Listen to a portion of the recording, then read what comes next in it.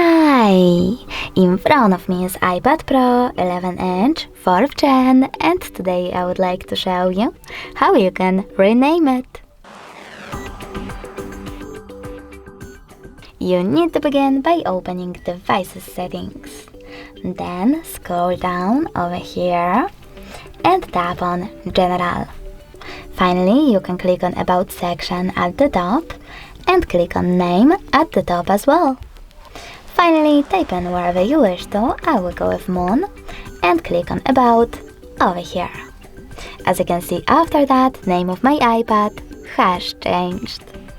Thanks so much for watching. If you enjoyed this video, leave a like, comment, and definitely subscribe. Bye!